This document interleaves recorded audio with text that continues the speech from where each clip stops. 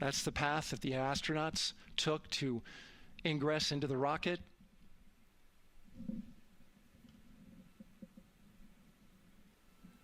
Until this point, that was their way off the pad if they needed to evacuate. But now with that arm retracting, the backup transitions to a launch abort system, and they'll begin arming that shortly.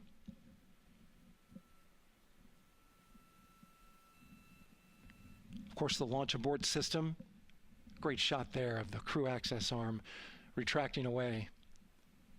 The launch abort system is the tower at the top, and that's what would pull Orion and its crew off the top of the rocket in case of an emergency, whether it's on the ground or in flight. This is critical safety hardware that protects the lives of the astronauts.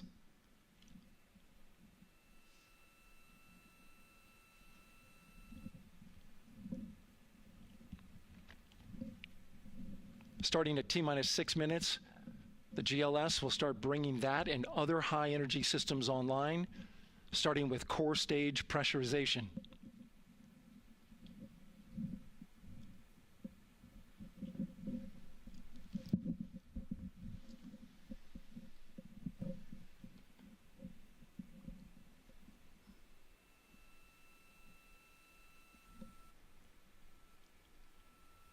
Weather is 90% go, the range is go,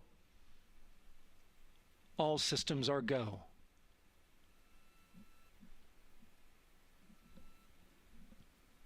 GLS is go for core stage tank pressurization. That means the replenish valve for the liquid hydrogen tank has now closed, and that tank is beginning to pressurize to flight levels because that hydrogen is naturally boiling inside the tank. We'll get the liquid oxygen tank a little later in the count.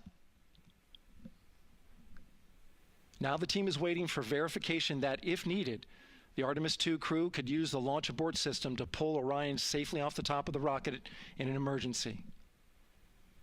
Let's listen in for that call.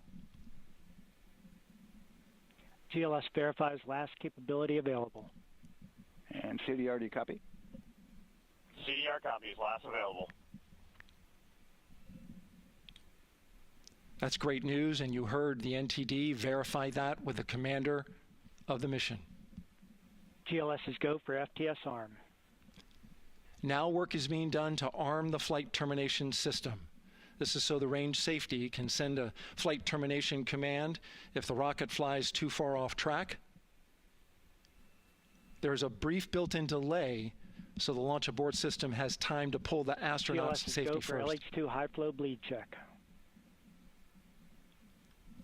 All right, the high flow bleed check. That's so the cryo team gets verification that the RS-25 engines, all 4 of them, are in the proper temperature range for launch.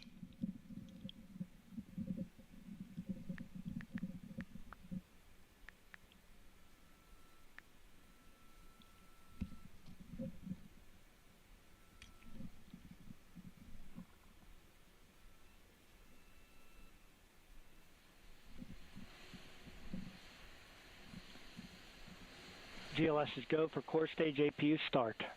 Core stage APUs start. Those are auxiliary power units, high-speed turbines which provide pressure to hydraulic pumps that steer the RS-25 engines. We're going to see a gimbal test a little later at T-minus 2 minutes and 30 seconds. This is what allows that to happen.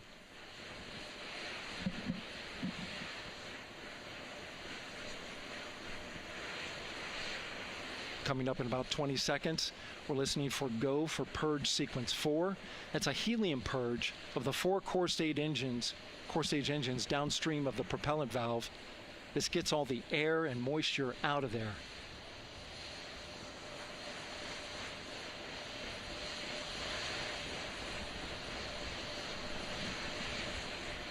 GLS is go for purge sequence 4. Moving through the milestones. All is looking good.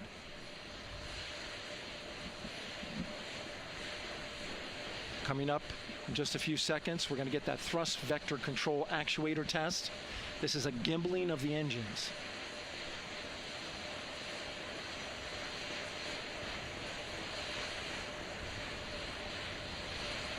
There are the 4 RS-25s, 3 of them Shuttle Heritage, 1 of them built from shuttle parts. And there you see them moving.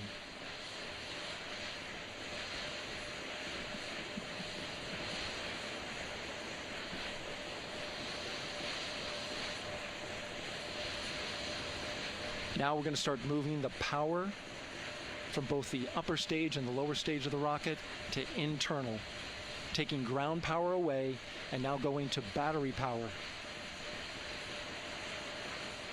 GLS is go for upper stage to internal power.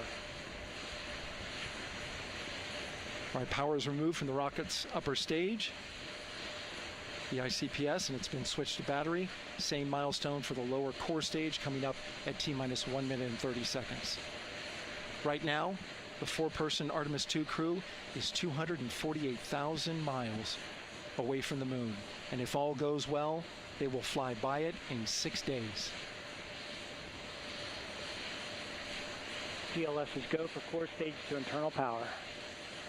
All right, there's the rocket's core stage, which houses 3 flight computers, is now on its own power. There's no more hold time because there's no more margin on these batteries. So we would have to recycle back to T-minus 10 to recharge if we had a hold.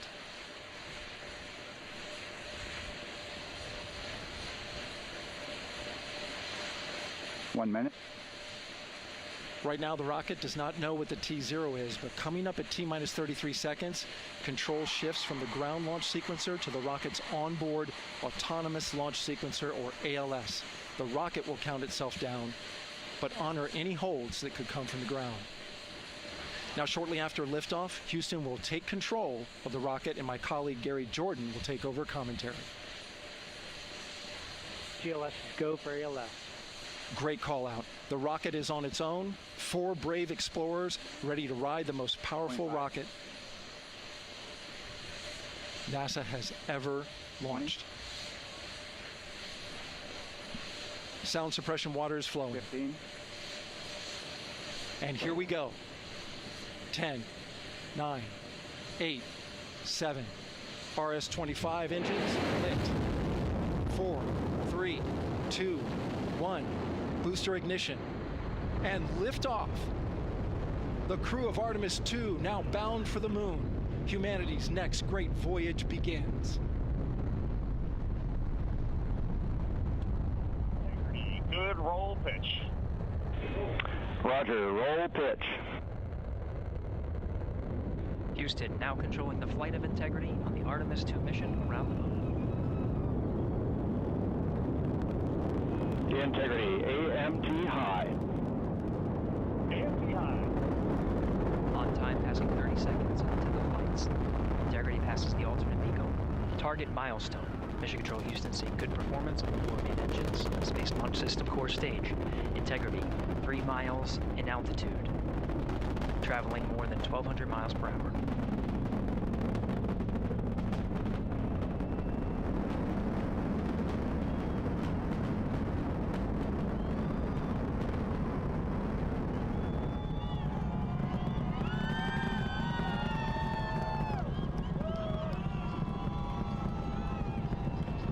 Mission elapsed time, passing 1 minute, approaching max Q.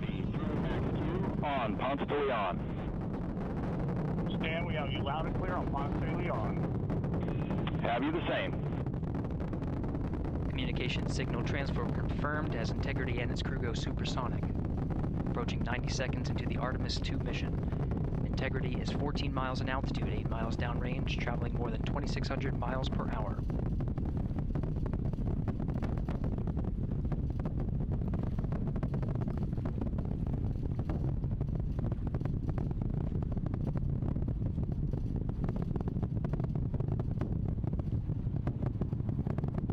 Minute 50 seconds of mission elapsed time, standing by for main engine throttle down to 85%, ahead of solid rocket booster separation, expected at the 2-minute 9-second mark.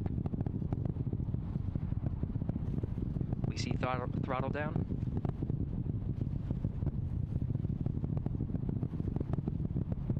Confirmed separation. Main engines throttling up, guidance converged.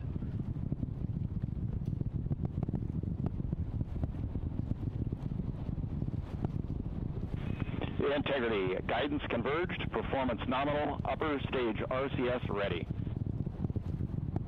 Copy all, Stan. Integrity, SM priming complete. SM priming complete. 2 minutes 45 seconds of mission elapsed time into the Artemis 2 mission. Thrusters on Integrity and upper stage confirmed in a ready state ahead of service module fairing separation.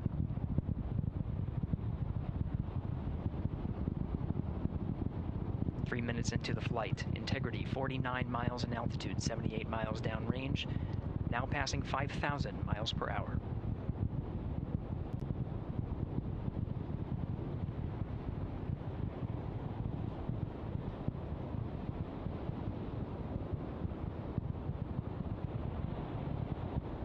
Standing by for launch abort system jettison.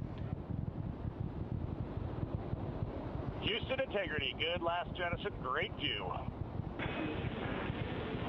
Copy jettison, Team Eco 8+02. We see the same on board, Stan. And Houston has you loud and clear on TDRS at the Kármán line. Outstanding, Stan, we have you the same. 3 minutes 50 seconds into the flight of Artemis 2, Wiseman, Glover, Cook, and Hansen cross the boundary to space with good comm checks. GPS signals acquired after last jettison now working on internal checks to verify accuracy. Flight Dynamics Officer analyzed the time of main engine cutoff, confirmed at 8 minutes 2 seconds, time of MECO.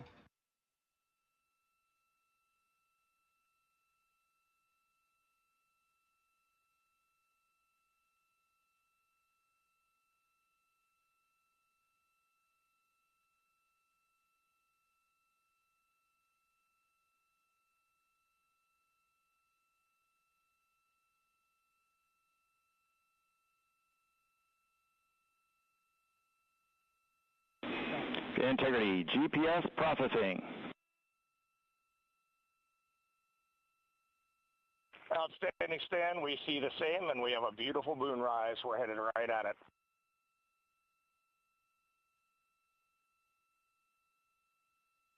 Approaching 5 minutes into the flight, Commander Reed Wiseman confirms he has visuals of his destination. GPS guidance, navigation, and control software finishes internal checks and sends to navigation channels. Integrity, 3 engine press. 3 engine press. On time, now passing 5 minutes 20 seconds of mission elapsed time into the Artemis 2 mission. At this point, 3 good main engines are all that's needed to carry Integrity to a nominal main engine cutoff target. Though at this time, we're seeing 4 good engines here in Mission Control Houston. Integrity, 75 miles in altitude, 330 miles downrange, approaching 10,000 miles per hour.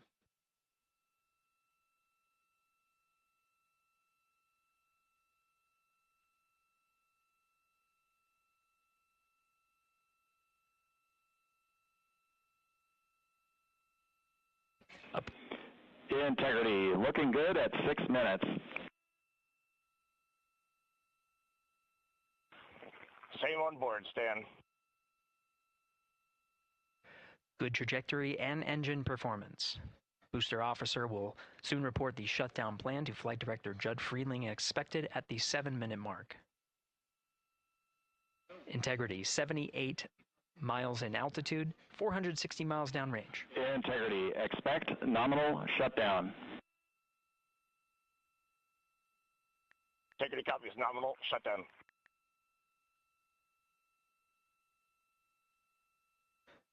Six minutes 40 seconds of mission elapsed time. Shutdown plan is as expected. Again, the time of MECO was confirmed at 8 minutes 2 seconds into the flight.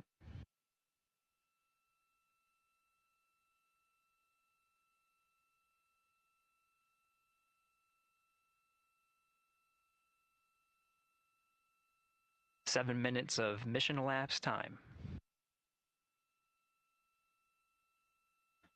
Throttling down as we approach the abort once around option.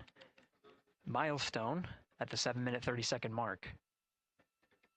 Now 84 miles in altitude, 650 miles downrange, traveling more than 15,000 miles per hour.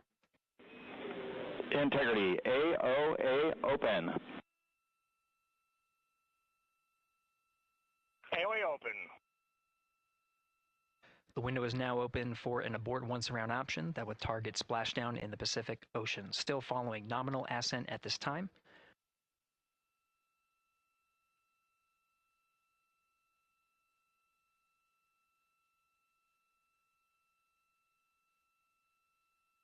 About 10 seconds remaining until the main engine cutoff of the Space Launch System core stage.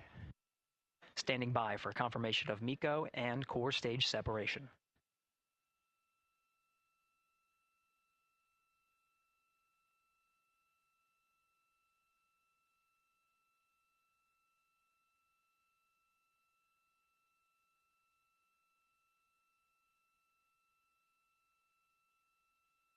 Integrity, nominal MECO, core stage separated.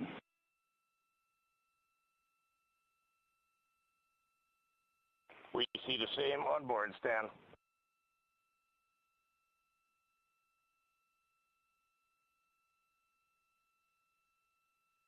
8 minutes 40 seconds into the flight, we have a nominal main engine cutoff heading in the right trajectory on the way to swing around the moon. Core stage has separated, done its job. The Space Launch System upper stage, the interim cryogenic propulsion stage, or ICPS, still attached to the Orion spacecraft.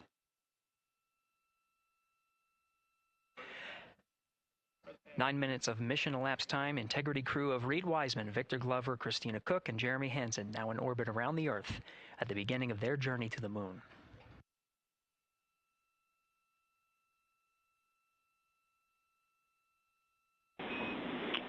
Integrity Houston, looking ahead to PRM numbers so far per the pad.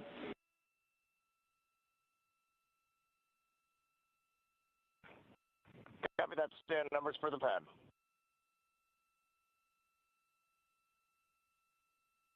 Capcom Stan Loves now reminding the crew that the perigee raise maneuver time of ignition is as expected prior to booster ignition. That time being 49 minutes, 50 seconds of mission elapsed time.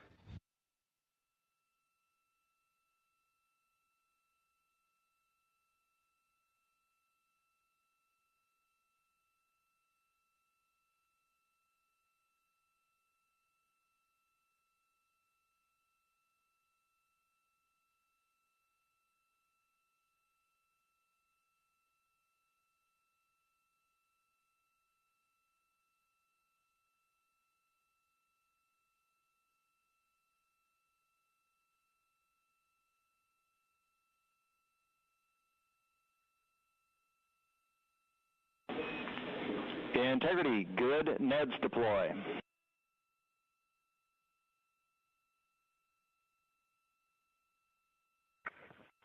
Copy that, Stan. Good, Neds.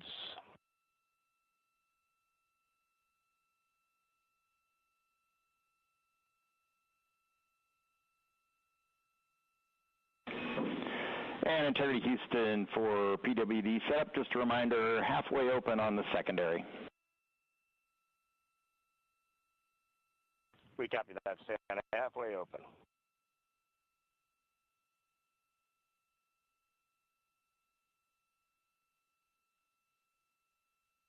Passing 11 minutes of mission elapsed time. Here, overhearing the conversation between Capcom Stan Love and Commander Reed Wiseman, already passing some milestones. We have a good nozzle extension deployment system. That is confirmed. Complete. We also have the visors are confirmed up. Now past the dynamic phase of flight, that is ascent. Their launch and entry suits that provided them an extra layer of protection. Now not as needed. They're going to raise those visors. And later in today's mission, they will begin to egress or get out of the suits to begin some of their initial tasks of activating some of the systems aboard in the Integrity spacecraft. It's passing 12 minutes of mission elapsed time. Again, the perigee raise maneuver that's targeted near 50 minutes of mission elapsed time, 49 minutes, 50 seconds.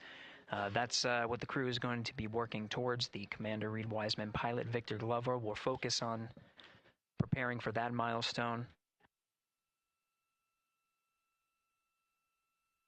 In the meantime, mission specialist Christina Cook and Jeremy Hansen will start some of the activation of environmental control life support systems. You may hear confirmation of their activation over the Orion to Earth communication network.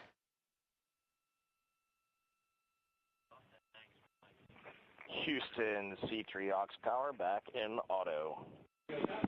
Copy C3 aux, and we're 2 minutes to maneuver.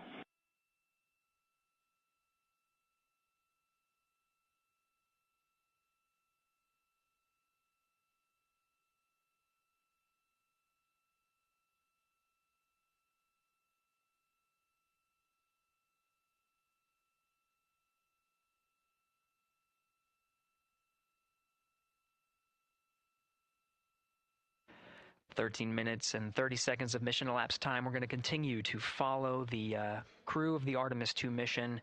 They are beginning their journey around the moon to verify the systems that will take us to its surface. An incredible ascent.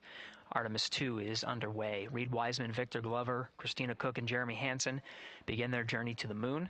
Still milestones to come up as we await solar array deploy and the critical burns that will get Integrity into high Earth orbit around the Earth before engines are fired to get us around the moon. We'll keep tabs on Integrity and its crew from here in Mission Control Houston. But for now, we're going to send it back to you, Megan and Nicole at the Kennedy Space Center. Very jealous to hear how the launch experience was over on the Space Coast.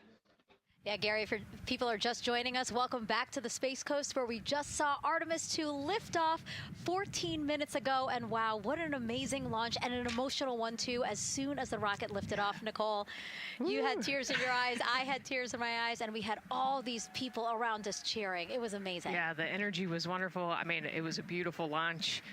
We've got 4 friends and family members headed to the moon. It's pretty amazing. Yeah, how does that make you feel as someone who, is an astronaut as well, but also, as you said, friends? Yeah, so proud of them. Man, we don't have the words in the English language to describe this kind of an event, and pride, love, so many emotions. They are truly breaking some barriers, and hopefully, as Gary just said, they've got a long day ahead of them, so wishing them well on everything. But so far, what a beautiful launch to watch. Yeah, to be returning to the lunar orbit in more than 50 years. Maybe they go farther from Earth than any other humans before them. Maybe they see parts of the moon that we've never seen before. I mean, what a great start to what could be all of these milestones that we break in just a 10-day mission. Yes, what a way to welcome in the Artemis generation. Yeah, how do you feel? I mean, we saw some beautiful shots we were covering of course, the rocket, of course, the Earth falling away as we continued up into our ascents, but also some of those crowd shots where we saw young and old just emotional, overcome by this history-making moment. Man, we are going back to the moon for all, and we saw that today. We saw that in all the crowds. And yeah, you guys just saw that view, the sunrise or sunset, I guess. They just made it over the crest of the Earth, and you could see the sun peeking over. One of my favorite views from space. And I can't imagine what they're looking at now, and I can't wait to see what they're looking at in about 5 or 6 days. Yeah, and I know a lot of people are like, I'm surprised this launched on the first try, because we know, like any little thing, we have to be keeping safety in mind, and we want to make sure we're ready to go. But we were ready to go, and I think it surprised a lot of people. What a wonderful surprise on this Wednesday evening. It did, and it kind of surprised me as well. But it's just a testament to the team here that has been working so hard on Artemis. Artemis 1, we learned a ton of lessons. We learned a ton from the wet dress for Artemis 2. We were able to go in, fix those things. We even had a couple mishaps today, not mishaps, but a couple, anomalies today that the team creatively came up with solutions for. It's just a testament to the teamwork that gets us to the moon.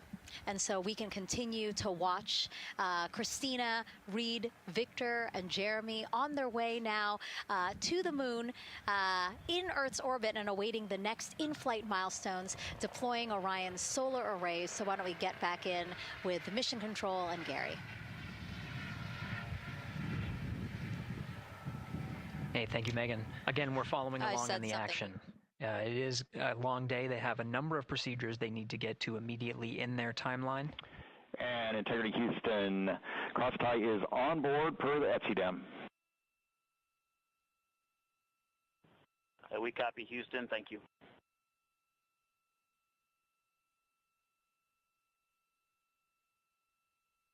Cross-tie referring to flight controllers here initiating a connection between some of the batteries aboard the Orion spacecraft, allowing for an even distribution of power. This is the flight control teams that took us through ascent of the Artemis II mission today. Right now we're, as you see, passing 18 minutes of mission elapsed time. The Orion spacecraft integrity and the interim cryogenic propulsion system are maneuvering tail to sun. It is in this orientation, this attitude. Integrity, any words on that momentary prompt caution?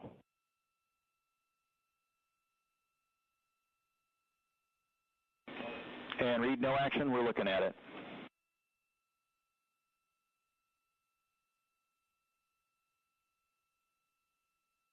Commander Reed Wiseman verifying what is being routed to his displays aboard integrity. Propulsion engineer confirming that no action is needed at this time. They're pressing through with their nominal procedures to prepare for the perigee raise maneuver. And of course, the solar array wing deploy ahead of that. The solar wing deploy is a critical milestone. We'll continue to have our coverage follow the mission until that deployment. Successful launch is just the beginning. The deployment of the solar arrays and successful confirmation that those solar array wings are drawing power is a significant milestone and says to the flight control teams that we will continue on today's mission. Power needs to be drawn to continue through some of the next milestones. Until then, the AOA open option that was called up upon ascent, the aboard once around, is the current option, and aboard to orbit option ATO will be switched to a preferred mode at the time that the solar array wings are deployed and latched. It gives the flight control teams a little bit more flexibility. Yeah, Integrity Houston, update on TDRS handover for your pad.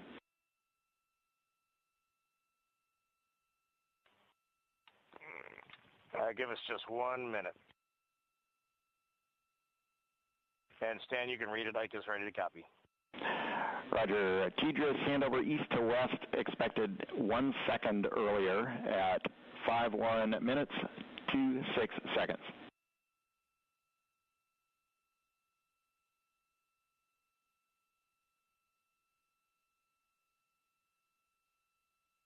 Hi, Stan. We copy 1 second earlier for 5126 TDRS east to west, and saws are starting to deploy. Thermal knives are firing. We concur. Thanks for the report.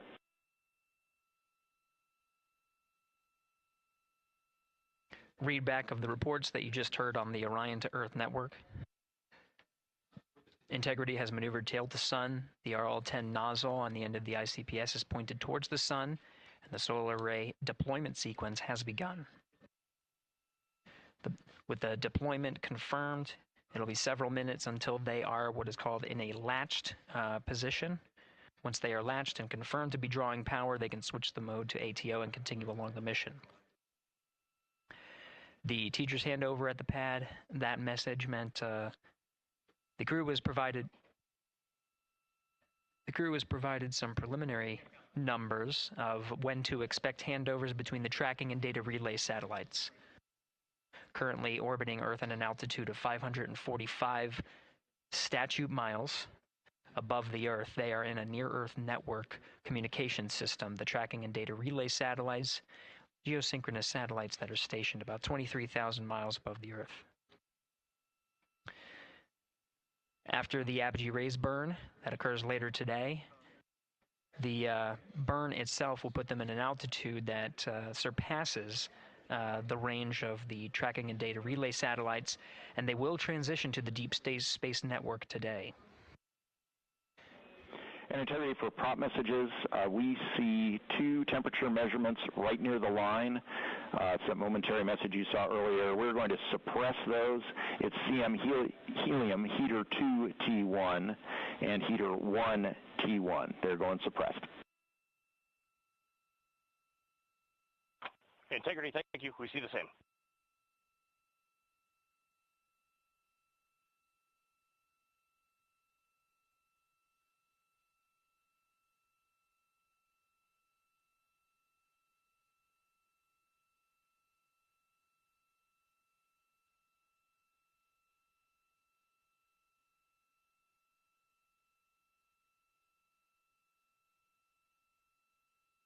This is Mission Control Houston, passing 23 minutes of mission elapsed time into the Artemis 2 mission.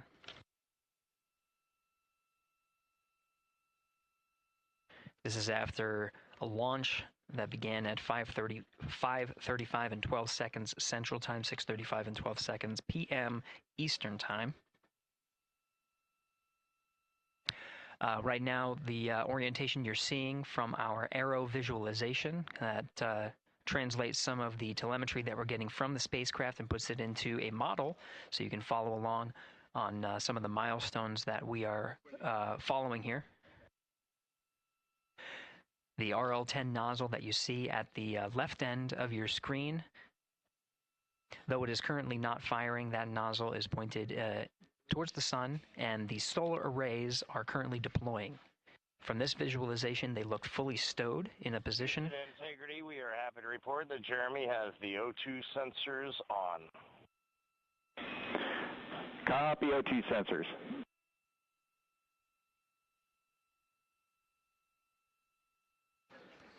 Again, Commander Reed Wiseman and pilot Victor Glover overseeing the deployment of the solar arrays. And we'll follow the attitude maneuver changes ahead of the first burn of the ICPS engine, the perigee raise maneuver. Integrity Houston, we see 4 saws deployed and latched, ready for ATO preferred. Yeah, we're almost there in the procedure stand, and we see the same thing. And Integrity Houston, we are seeing a 7-second miscompare between the MET on Orion and ICPS. We'd like you to read us the MET from your center status bar and for the ICPS on StackSum.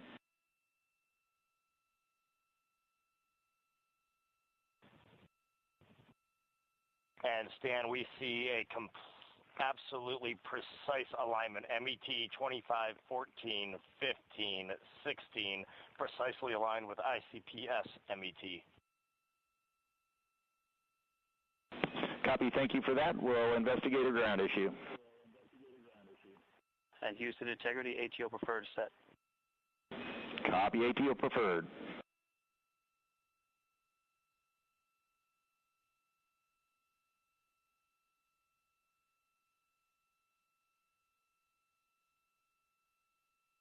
This is Mission Control Houston, 25 minutes, 45 seconds into the flight of Artemis 2.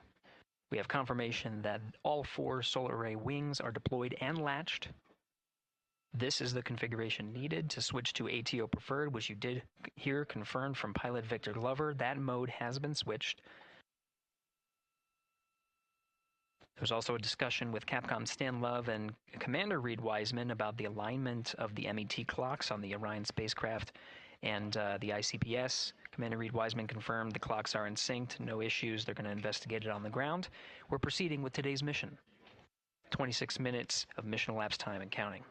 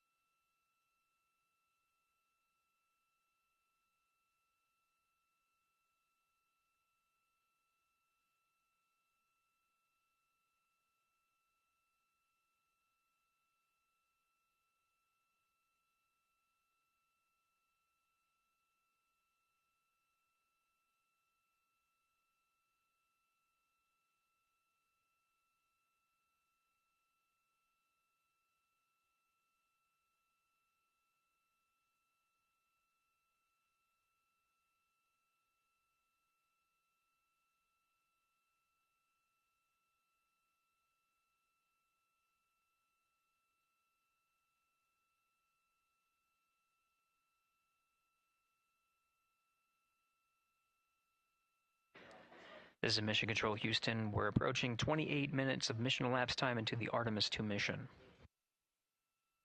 At this point, we've had a successful liftoff from the pad at 5:35 p.m. and 12 seconds p.m. Central Time, 6:35 and 12 seconds p.m. Eastern Time. We've had a good main engine cutoff, core stage separation, and a good trajectory to begin today's mission. Right now, the spacecraft has maneuvered tail to sun. We're standing by for another maneuver to maneuver into the burn attitude. This is where the RL-10 engine of the ICPS is pointed in the correct orientation for the perigee raise maneuver. We did hear confirmation that the perigee raise maneuver time of ignition has been confirmed per the pad, which means it was the predicted time prior to liftoff. Integrity for GNC, we're taking channel 1 to unfiltered and to BFS. Okay, Stan, we're watching. Go ahead.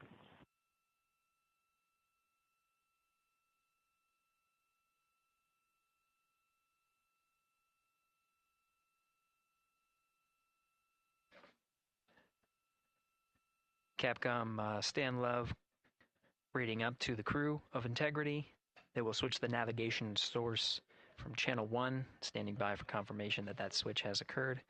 Pilot Victor Glover will receive confirmation when, and as at least watching to confirm that that switch has occurred. Again, the perigee raise maneuver that we're heading towards, not too long from now, we're actually inside 20 minutes at this time from the time of ignition of the perigee raise maneuver. We did have a successful deployment and launched of all 4 solar array wings. This is the configuration needed to commit to the perigee raise maneuver. Of course, flight controllers here in Mission Control Houston will continue to evaluate that everything is good before committing to that burn. The perigee raise maneuver does raise the perigee, the lowest point in the orbit, from 15 to 100 nautical miles. The 100 nautical mile mark is needed to continue in low Earth orbit and hit the target for the apogee raise burn. That will put them in a high Earth orbit for the remainder of the day and set them up for the right position to execute the translunar injection and head to the moon tomorrow. The burn duration of the perigee raise maneuver is 26 seconds. It's a relatively short burn, but it does raise the perigee and do the job to get into the correct position before firing that main engine on the ICPS. The pad had a TDRS handover. This is the tracking and data relay satellites. East to west, they are geosynchronous satellites that are positioned around the globe. And as Orion makes its way around the Earth right now, above the west coast of Africa, at an altitude of about 923 statute miles, and counting.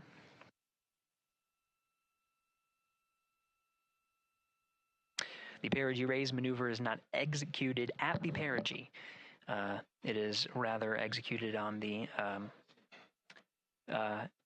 actually closer to the apogee. But what it does is it raises the perigee on the other end of the orbit to 100 nautical miles.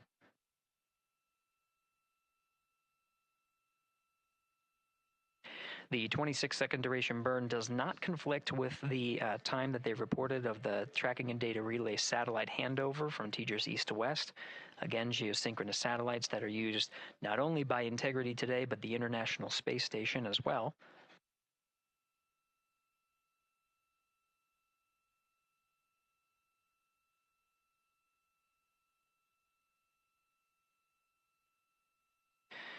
That time of handover